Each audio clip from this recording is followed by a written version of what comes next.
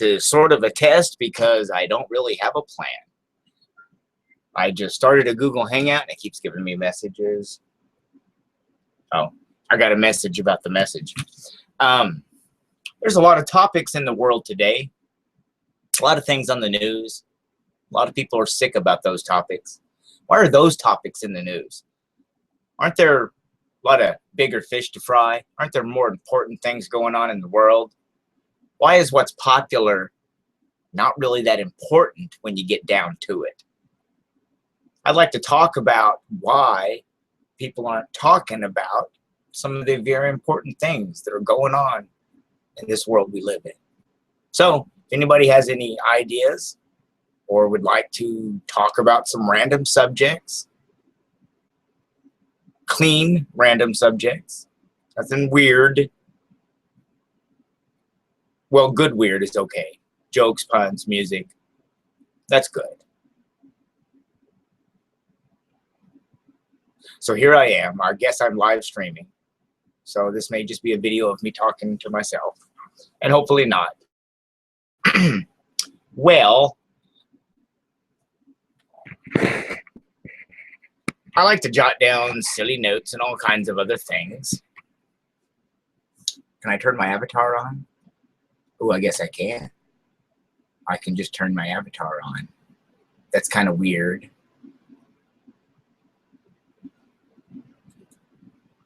Okay, well, it's back to showing a picture of the wall. There's a lot of silly stuff on the news these days. From politics to, you know, video game apps that some people like and some people don't, and some people lean this way and some people lean that way, and it's us against them, and people are divided and split in their opinions and their beliefs. And I just think there's something strange about all of that, that people are always separated and divided, and people are so quick to pick sides. And I'm not sure that's necessarily a good thing to do. I don't know. It just seems a little odd that it's become a habit, the reactionary trend. I made a goofy little video about the reactionary trend, the reactionism, where it seems like people have been programmed and taught love something and hate something else, one or the other, and to be quick to judge and to react, to utilize critical words and speech against something or someone rather than critical thinking to consider what someone might mean, because sometimes people say things they don't fully understand, or the words that they use don't truly convey what they mean or what they truly believe. And it's sad that people are so quick to cut other people off without really listening. A lot of times everything is so cut and dried that people dismiss others before they truly hear what a person is saying. Maybe it's because of language difference. And it could be regional, could be dialect, could be because, in my case, English is my only language. It's not language. I don't really speak or comprehend fully any other language. So for those that talk to me at times, whether in chats or in comments or messages on social medias, I may not understand what people are saying because their wording may not be conveying what it is they're trying to say. What they're thinking may not be what I read. And that's an issue, that's a problem. Language is often a barrier because language has been divided. Communication is broken unless that can be breached. People that don't speak the same language, aren't they automatically divided in their ability to communicate? Well, not necessarily. And that's a good point. But language itself is often broken Because even with online translators and apps that automatically translate, sometimes a very poor job is done. And the translations just don't quite convey the original message. And something is truly lost in translation. So if anyone would like to join in this conversation, you can go back and look at the wall for a moment here. Look at my little post-it notes, my naive avian water. Oh, they're polluting our water, they're polluting our air, they're polluting our food. Well, you know what? I think they are, but I think they're polluting more than that. I think they're polluting the airwaves. I think they're polluting politics. I think they're polluting our thoughts. I think everything is polluted. And so talking about one specific aspect of the world that's broken and needs to be fixed has become too small and too short-sighted. It's like, well, to use a medical example, stage 4 melanoma, skin cancer that's so bad the doctor says there's no cure. And our human solutions, put a Band-Aid on it. Well, Band-Aids won't work in that case. And in the same way, if there's a problem, and you're talking about the toothpick that you consider a problem, that little tiny wooden toothpick that you consider a problem, and the problem is actually more like a giant sequoia tree, the tallest cedar tree that ever there was, with branches that grow and divide like bamboo at a high rate of speed. If you're busy attacking a toothpick-sized problem, you probably aren't going to really hurt the tree that you consider to be the problem. So what does that mean? If there's one tree instead of the toothpick problems, is it like there's one source with many roots and there's like one problem? Well, that one problem might be leadership. It might be leadership, and it might be every single area of leadership, from government leadership, spiritual leadership, the leadership in individual families and groups, organizations, companies. Maybe there's something inherently broken with society on this earth where leadership is not the best that it could be because everybody is attacking their little toothpick problems, or somewhere in the forefront of their mind there are issues that trouble a person, whether they speak about them or not. Most people have something that bothers them or irritates them to some degree, whether they share that with others or not. A lot of people just hold their thoughts to themselves. I do that sometimes, but honestly, that's pretty rare.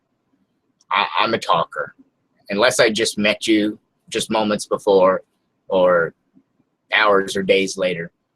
Once I get past my shyness, I enter into my natural comfort zone and I talk freely to people.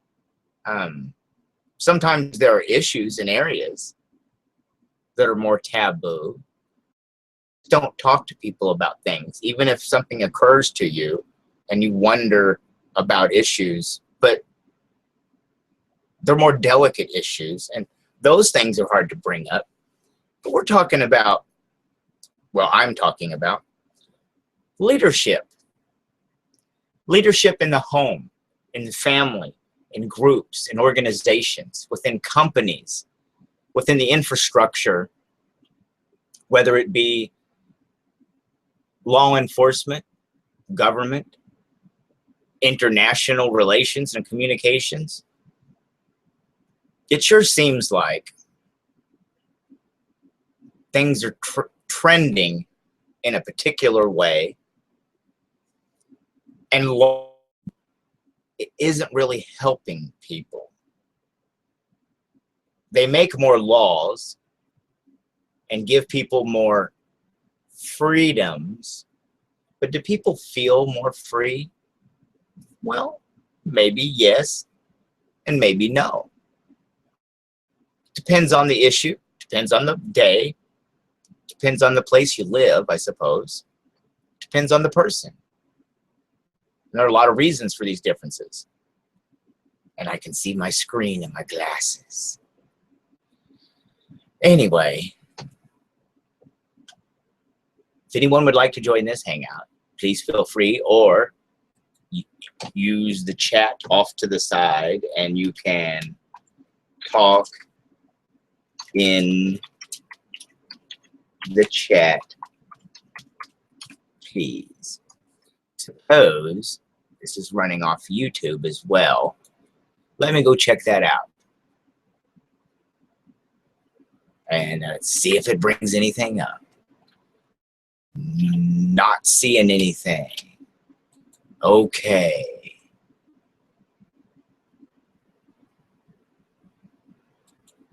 Let's see if anything comes up on this page search. Not a thing. Not a thing, not a thing.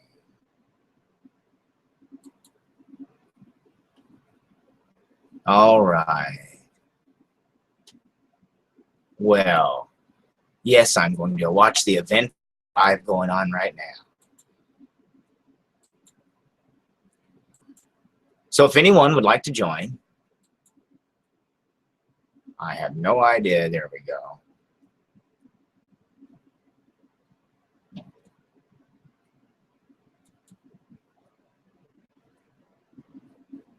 Do I have two windows up?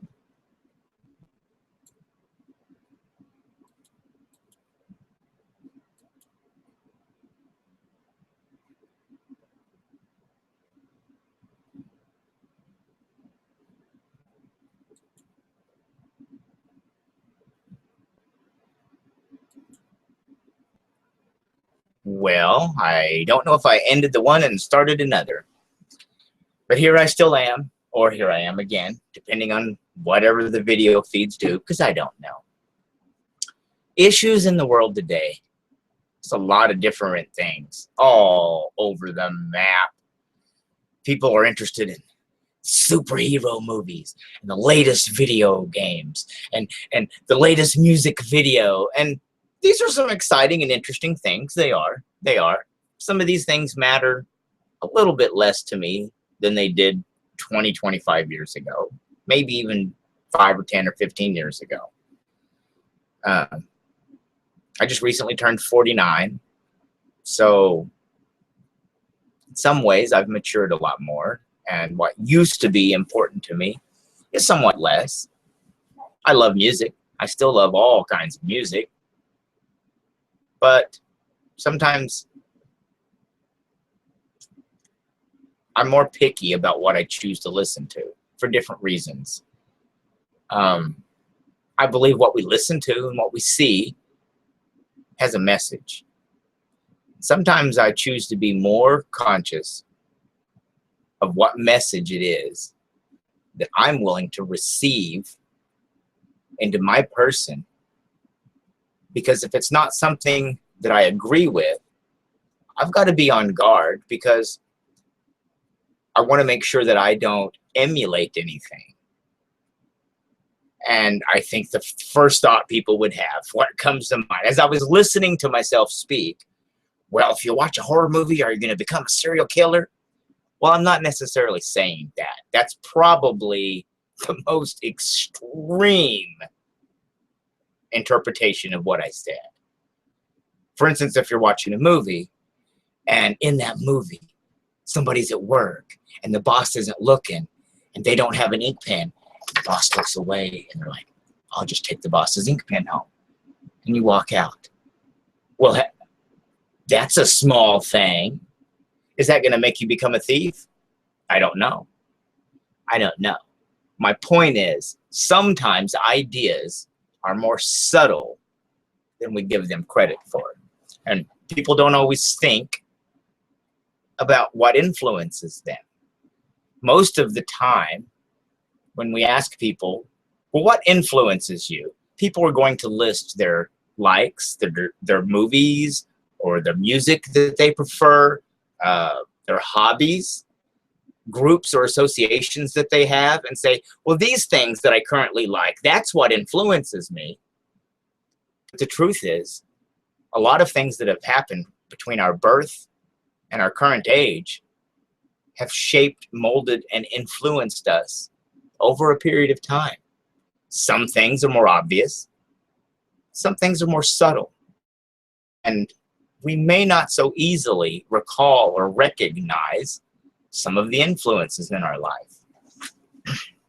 I had an interesting childhood in that by the time I was maybe 2.5, my parents started having incredible difficulty and basically split. And by the time I was 4, they officially split, went their own way, and lived their own separate lives. And I was the boy that was shuffled in between the parents, you know, at odds with the other. And this had an effect on me. And by the time I reached the age of 10, and before I reached 11, living down in Houston, Texas, I was a bit of a troublemaker. I had started wearing glasses at the age of 10, actually probably 12. I kind of rejected the notion and refused to wear my glasses most of the time for nearsightedness. But I had become too much trouble to deal with the parent that I was living with. And I won't name names. And as it turned out, I ended up going to live with a very nice family, a nice couple, at a church that that particular parent I was living with attended. And they already had 3 children. And I was a little bit older than their oldest. Yeah, their 3 children were younger than I, staged by a 1.5 or 2 in between. And it was a very strict environment. And I didn't always fit in very well. It was very different than the way I was raised. I was raised in a non-religious home at first. And then one of my parents accepted Jesus and became a Christian. And I wanted to follow that. But at the same time, I entered a bit of rebelliousness in my life. And I became very difficult for a single parent to handle. I began to act out at school, to get into lots of trouble. I was getting expelled. I got expelled so much in the 6th grade that by the time the school year was over, I couldn't pass the 6th grade, even though generally my grades were okay, because my transcript was incomplete. I had missed over half of the school year by being kicked out so much for very stupid things that I did. Just very stupid things. Some were mean, some were petty. Most were just from being class clown and interrupting. So I went to live with this other family. And to me, from my perspective, it was as if I entered basic training. Because when I first began to act out in a brand new environment and with a new mother, father, role model figures, and other children, when I had always been an only child, up until I was 10.5, right after the time I went to live with this other family, one of my parents and their new spouse had a sibling, and I became a half brother. but I was living away at the time mostly. And this new situation, it was similar to basic training to me. It was like the drill sergeant in my face. You are not matching up to what you need to do, and you're going to change, and you're going to do it now. And it was very than what I was used to. Now, what I was used to may not have been the best. On one hand, it wasn't so bad. And on the other hand, it wasn't so good. It was somewhere between, ignore the boy, and somewhere between follow me around and nag me to death. And parents took turns depending on the type of trouble that I caused. Sometimes the trouble was just talking too much or being disruptive in front of other adults or in public. Running off, chasing frogs and toads and snakes and squirrels. Nature. Ooh, a squirrel, because that was me. And back in the 70s, was about the word. The modern terminology is attention deficit disorder or attention deficit hyperactivity disorder. They just called it hyperactivity. Make the kid drink some black coffee before bed and he'll be better. Oh, yeah, give him some Ritalin. Got to have some speed and some caffeine. And I don't recall whether that really worked very well or not. As I recall, I got into about equal amounts of trouble, so I don't know. I do know that I started reading voraciously. Everything from Isaac Asimov and Carl Sagan, Ray Bradbury, and pretty much any comic book. Conan, Fangora, Creep, like monster magazines and monster movie makers, those that would do the art and the latex designs and the masks for movies. I always was fascinated with that kind of stuff. Of course, on the other side, I sometimes had a fear of the dark a little bit. I probably watched too many monster movies, or at least tried to. But I was fascinated by those things. Hot Wheels, Evel Knievel was big. Evel Knievel was one of my heroes. And I read a lot of sci-fi. I liked comedy, horror, and sci-fi. Sci-fi, and maybe some swords and sorcery. Conan type stuff. That did it for me as a child. I was not reading War and Peace. I never have. I wasn't reading The Grapes of Wrath. I wasn't reading Little Women. I wasn't reading history books. I didn't care about history. My particular philosophy as a child and as a young teen was, that already happened. I don't care. Show me something new that would excite me, And I wasn't so concerned with animals and trees and nature. Oh, I like to run around in them, partly because we live right next door to them. But neon and glass and chrome, metal, machines, inventions, lasers, those things fascinated me. Technology interested me greatly. And I've kind of come full circle. It used to be hard rock and heavy metal, the heavier the better.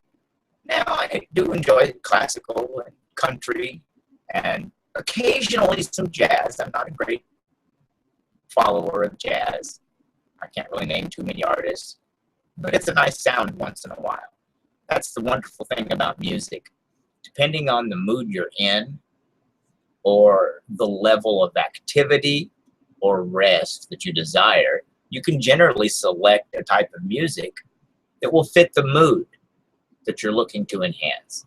If you want to calm down, you can listen to calming music. If you want to rowdy on up, well, you can play music that can help you get rowdied on up. It's like a cup of coffee for your ears, kind of. I remember back in the 80s, Pantera was the kind of music that got me going. You know, it was that heavy metal sound that I loved more than a cup of coffee first thing in the morning. I'd get up, and the first thing I want to do is crank some music like that, and that would get me going in the morning, get me moving, get my blood pumping.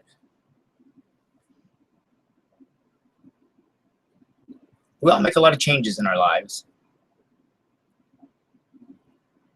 over the years. But eventually, when you get older and you meet someone who and have children, it changes your outlook and perspective on life. It truly does. It did for me. It truly did for me. The mindset and outlook on life that I had was basically one day at a time.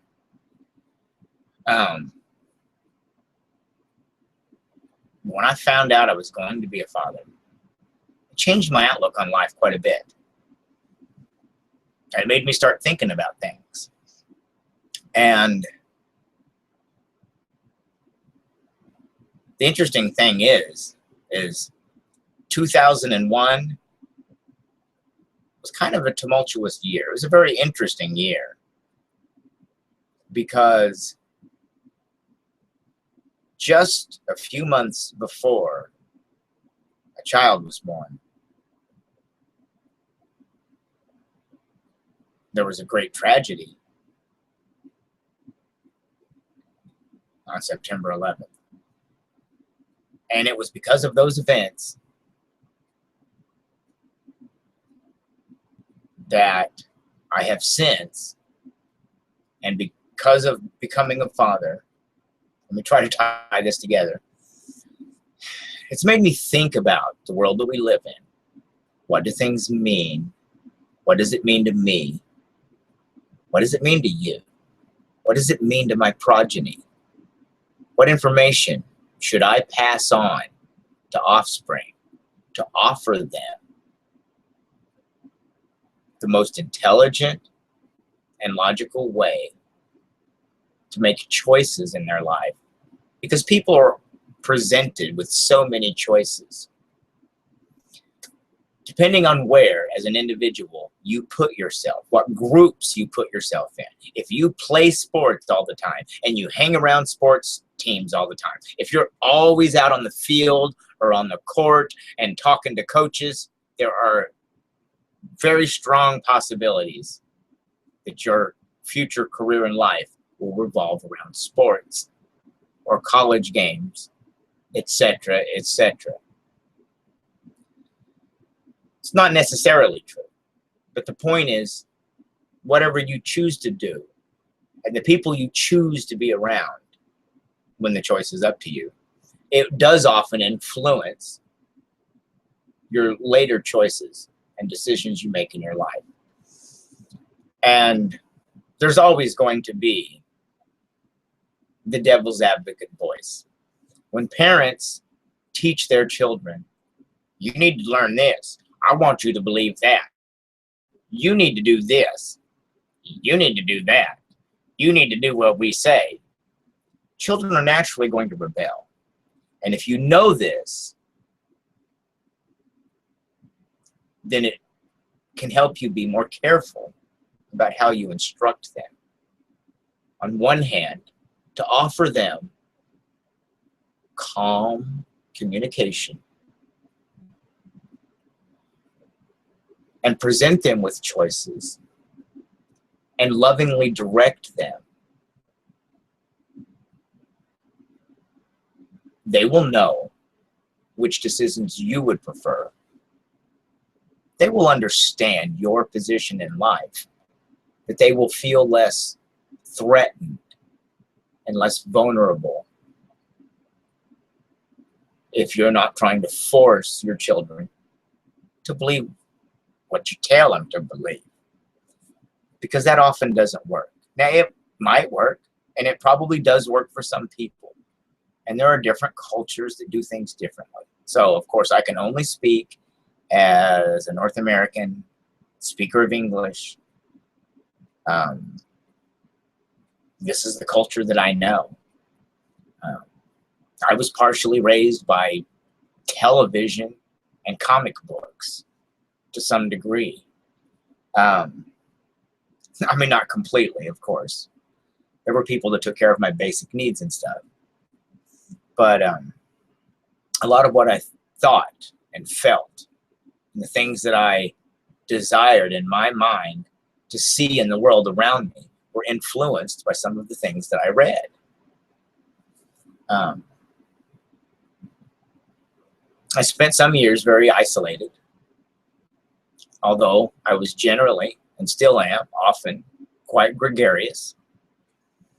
While I can be in solitude, and I appreciate it,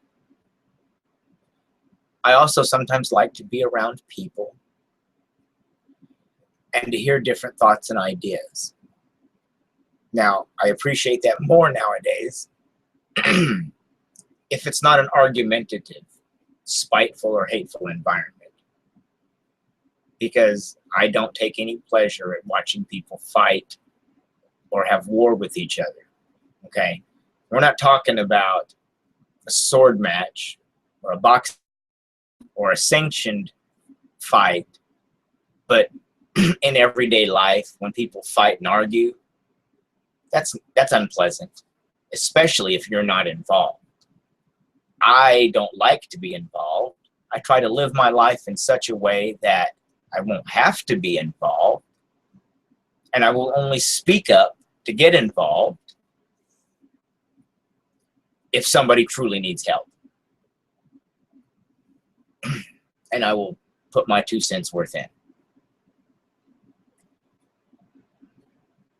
But peace has to be a choice. And I believe most of the world, most of the citizens of Earth, most of the humans here on the terra firma, in their heart, desire peace. Peace in this world. Will there be peace in this world? Can there be? People talk about it a lot.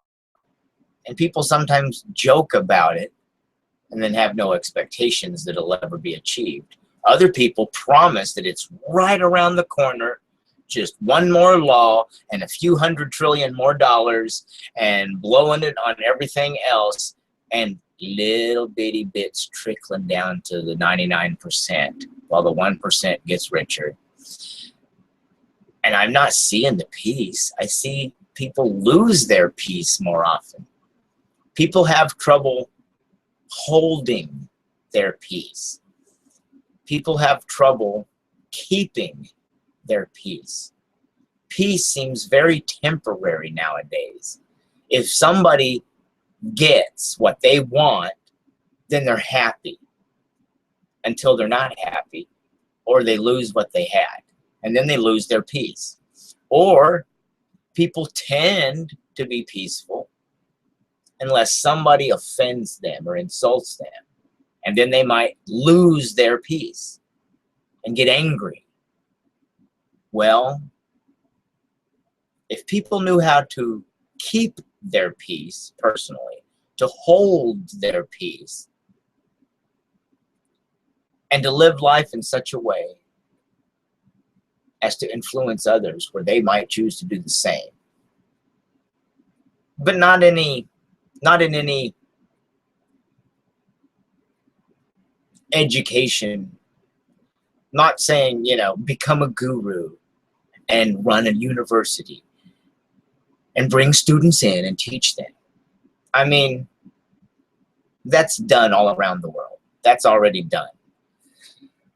I'm just saying, you know people, you see people, you bump into total strangers, usually on a daily basis.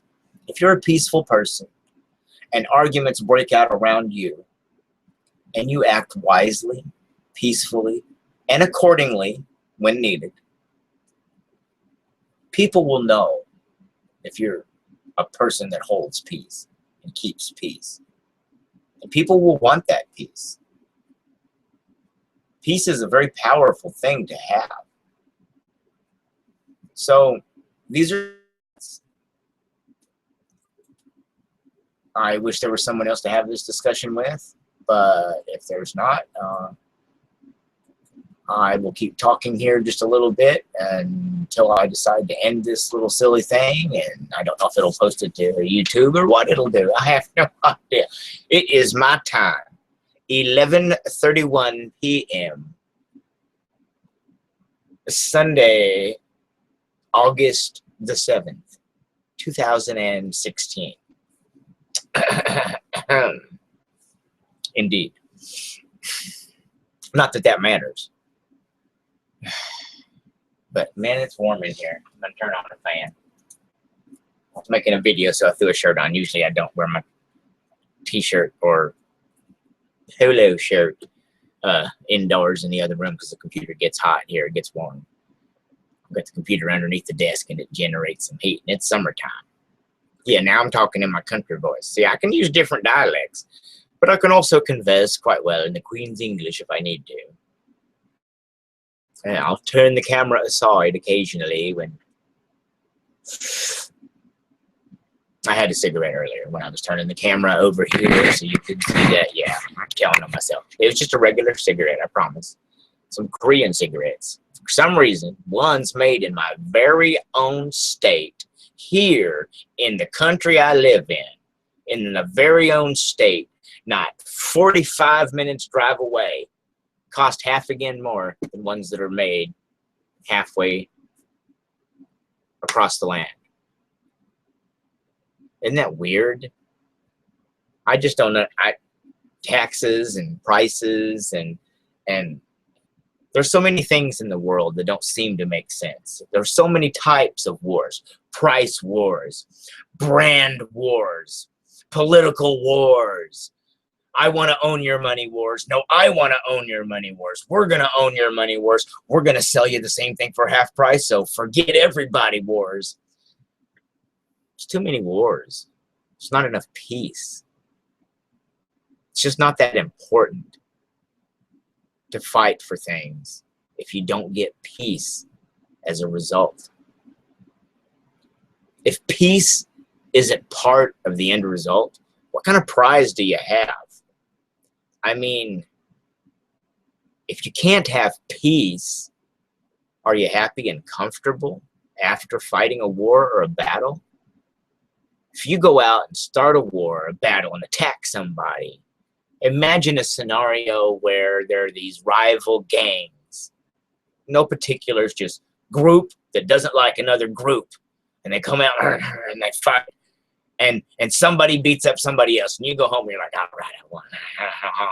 And you bring home your spoils because you robbed them of whatever they had. And so now you're looking over your shoulder worrying about, well, I'm happy now. I won now. But when is my turn to be on the receiving end of the lost battle? And you're looking over your shoulder. You're worrying. You're wondering. And you may not. But to me, this is a natural course of thoughts. This is deductive reasoning to me. War, battles. I'm not a big fan of it. I don't like the way it's been done. I've read the history books, and I understand the reasons that many wars were fought. And some of those reasons seem very legitimate. And perhaps they were good reasons. I wasn't there, so I can't really prove it one way or another. Most of these things happened long before I or several of my family's generations were even around. So I don't know. But I'm just not a big fan of arguing and fighting. Peace is very important. And with so many different topics and discussions in the popular medias and on the news, on cable, on television, around the world, international news, there are a lot of uncomfortable subjects. And some of these particular topics seem to repeat themselves with some frequency, and some of them are gaining momentum. War here, attack here, killers there. And there are other things. Why do we need to lose our peace because of a lot of these things? Most of the people, at least speaking for America and having social medias, most people that get upset about these things and they pick sides. I'm over here, I'm over here. And I stand back and I see the two sides arguing about it. Well, I know for a fact this person is not physically touched by that issue. And this person is not physically touched by that issue. And here they are, like cats and dogs, fighting tooth and nail like it's life or death over an issue that does not personally affect them. But they've become reactionary and they fight because that seems the natural thing to do. Well, I like this. Well, I don't. Well, then forget you. Well, no, forget you. Name calling, name calling. It's going to be like an Orbitz commercial in here. Shut the front door. You lily-livered kumquat. It's going to be like an Orbitz gum commercial up in here. I just mentioned a product. Oh, shut my mouth. Anyway. War, what is it good for? Absolutely nothing. People trying to make money. And a very, very few people trying to make money, and they're taking it from everybody. I don't like it. I don't think deep down anybody else likes war either. But a lot of people have thought about things, and there are a lot of issues in the forefront of their mind, which motivates their thinking to support that war is needed. We need war. We got to have war. Well, consider those issues in the forefront of your mind. If you think the world needs to be at war, second guess yourself. Think about what motivations and what reasons you think lead you to be motivated towards the idea that war, of one particular or another, is necessary. And then reevaluate those things. Maybe look at things with new eyes. Maybe you'll find good cause, good reason to rethink things, reinterpret what you see and what you hear. Stand back a little bit and see how different issues and topics affect people and how they lose their peace.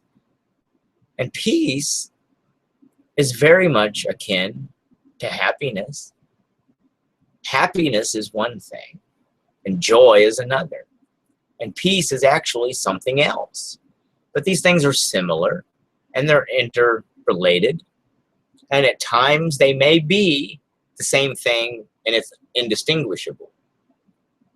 When you go through a very nice period of life, where things generally in the ways that are pleasing enough to you, and the people that you encounter on a daily basis are kind enough to you, or say nice things to you, or encourage you, and there don't seem to be any negatives, naysayers, roadblocks, problems, and day after day, things fairly well go your way.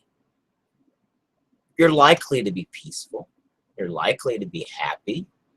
You're likely to share signs that you have joy. And that's understandable. That's legitimate. But what about people that have roadblocks, that have problems? They get stopped along on their journey of life. They get stopped. They have problems. They have naysayers saying, you're no good. I don't like you. I don't agree with you. And that person, they stay happy.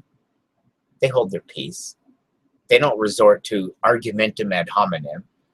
They don't attack a person and their character because they disagree with some point of philosophy. If you don't believe the same way someone else believes, well, you don't tell them that they're ugly and their mother dresses them funny if you have a different political view about them, because attacking their character doesn't show very good character in you. If you disagree with someone's opinion, then discuss the opinion that you disagree with your opinions, and let the information communicate effectively and bring the results it will bring. And perhaps people change their minds. Things can happen when they're done peacefully. But people don't have to be so offended. There are things that legitimately are offensive and can offend people. But we choose individually, not we will be hurt or offended, bothered, moved to the point of action. And if somewhere along those lines we lose our peace, then we become the act of war towards others. And sometimes it's hard not to be that way. Sometimes it seems a very compelling thing, almost natural to be that way. But at the same time, I don't think it is natural. It's just the way over time we've gotten used to things being done. If somebody doesn't like something, then everybody runs over and attacks it. I remember various types of music in the 80s. As I said, I was going to church and I liked rock and roll and heavy metal. Well, those two things don't go together. Well, see, I didn't see why they couldn't. And I listened to a lot of groups. I know everybody's heard of the one big group, Isaiah 53:5, by his stripes we're healed. Everybody's heard of Stryper, and I followed them. And that's a popular group that everybody knew of, but I followed other groups too. Messiah Prophet, Blood Good, Saint. That was one of the heaviest groups out there. I mean, that was probably, in 1986, that was probably the heaviest Christian metal group that was in existence, that at least had a brand name label that they were on, that you could go down to the local record store and buy that. But yeah, don't play that in the church parking lot, or don't let Pastor or Deacon so-and-so hear you playing that stuff, because back then, they'd be telling you, you're going to hell, you and the devil, and that music, and I add my oratory speech because that's the way people talk with oratory. Let your yes be yes and your no be no. When we talk, it shouldn't be with puffed up speech. It should just be simple, plain. This is this, and that is that. And that's how you address a cat. No, that's T.S. Eliot. Little humor. People overly think things, and people have heard that. We overcomplicate our lives. That's something that I did. Because not only did I become a father at one point, there were two already. And later another child. And I had been in a environment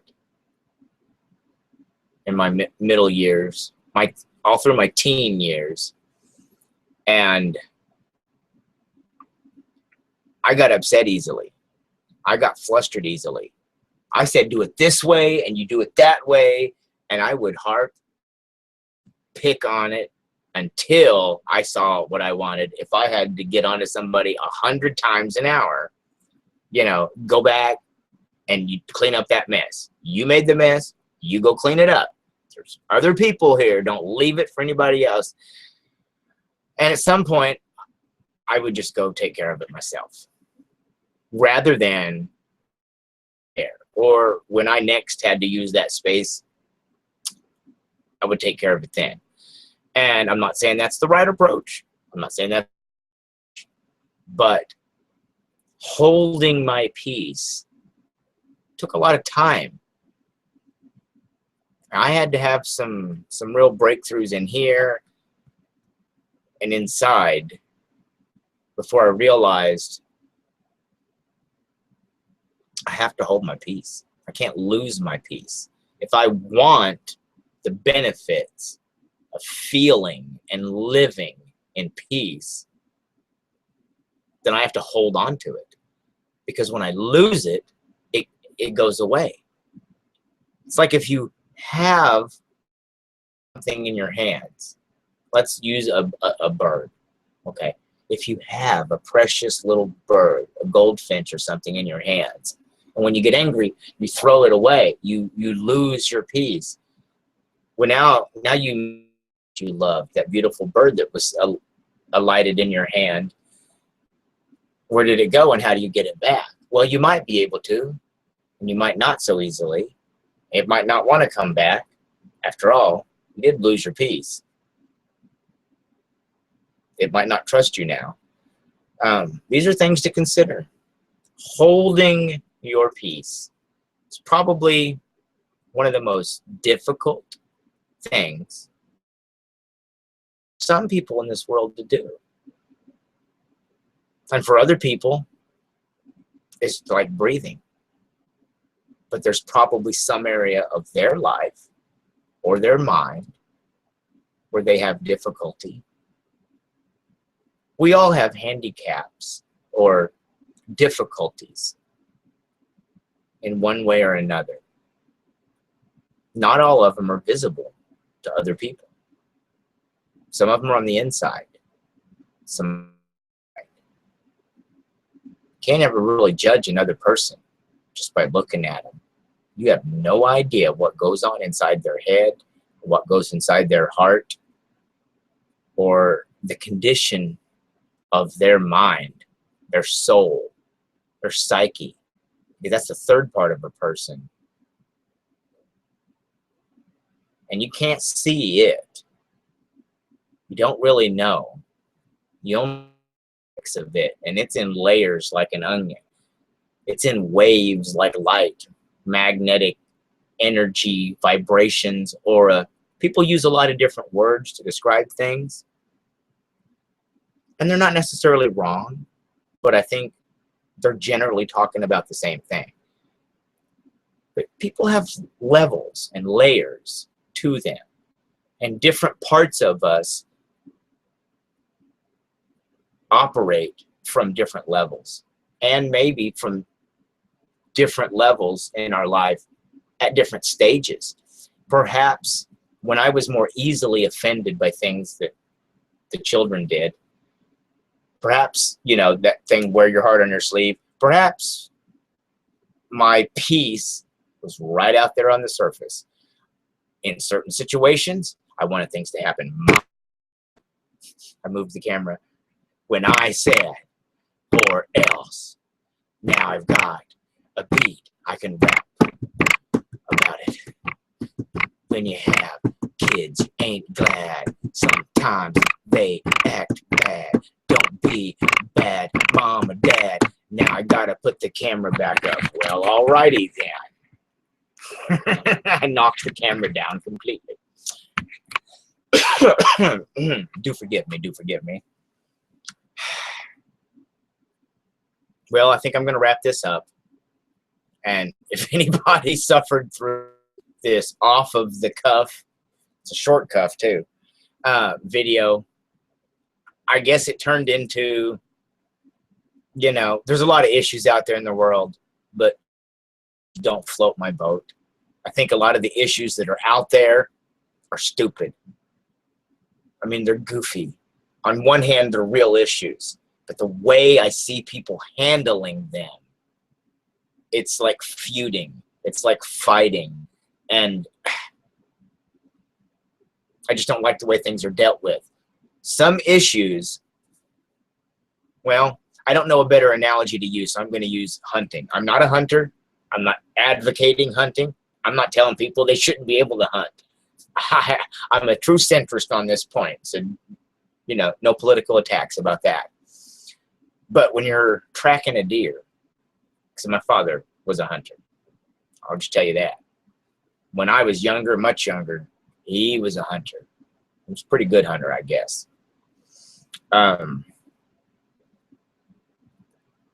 which way the wind is blowing, whether you're upwind or downwind from an animal, makes a big difference as to whether or not you're going to get close to it or not.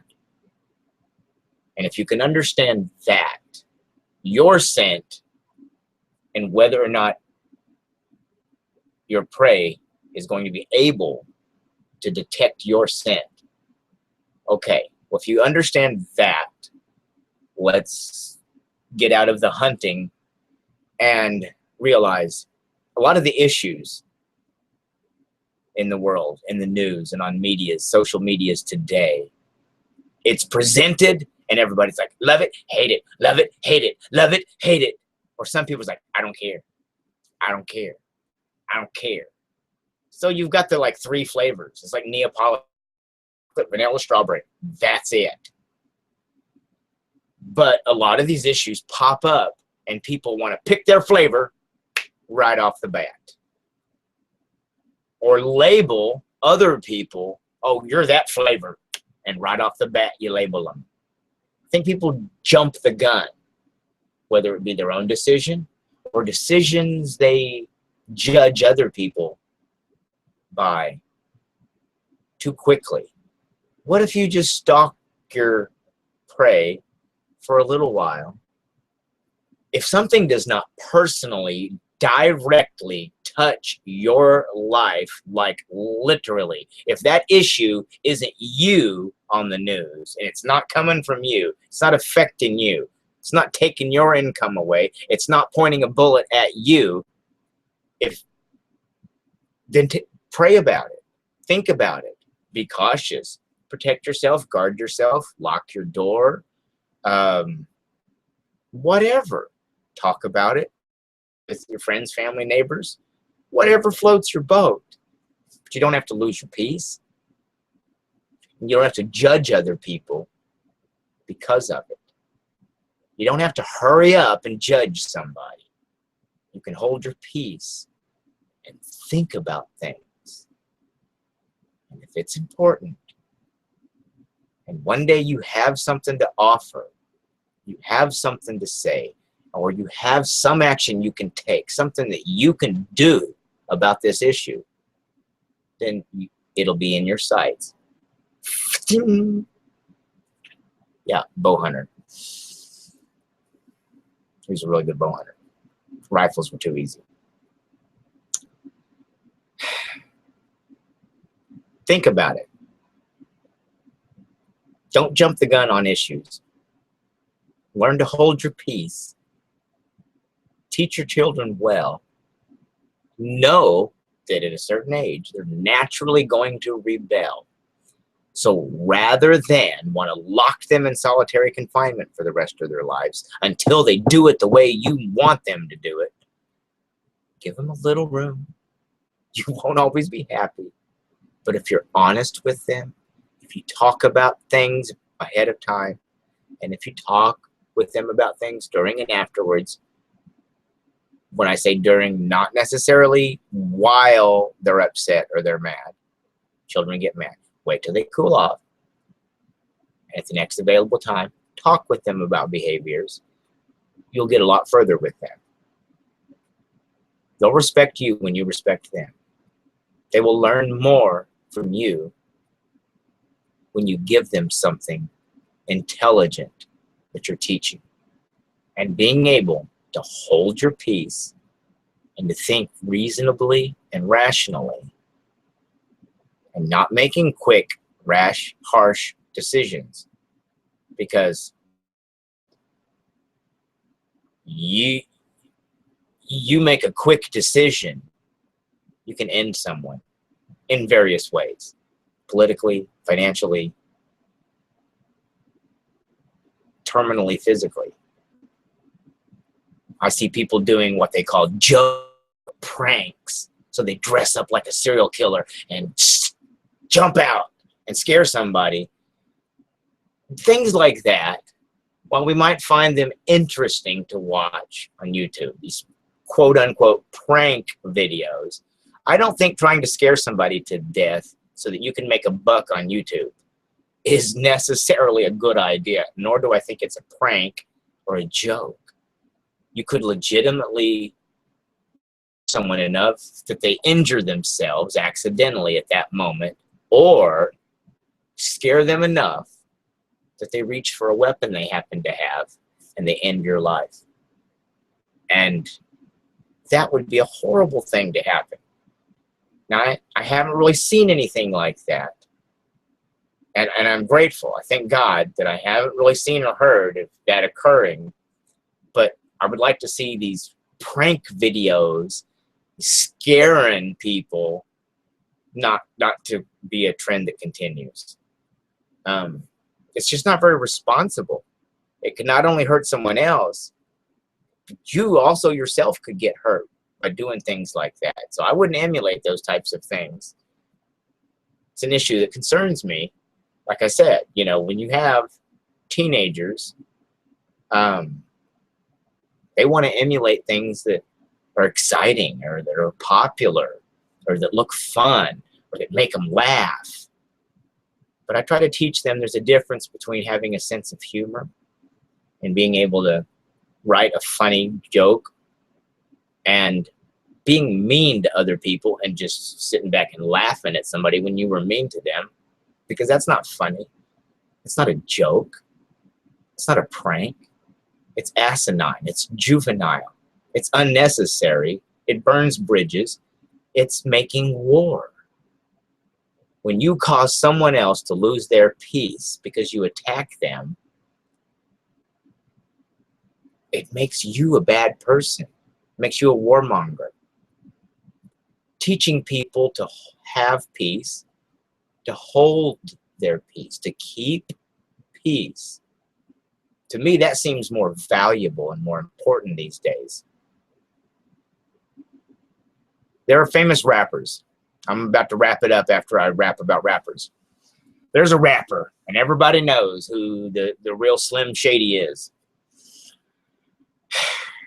And while I do think he has some talent, I also know from personal experience that when you're putting somebody down, cutting somebody down, and letting the expletives fly, cursing and cussing and everything, it's way too easy to do that.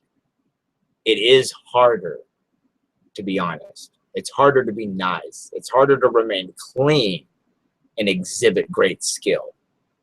It's not as common, and it is vastly more difficult to do.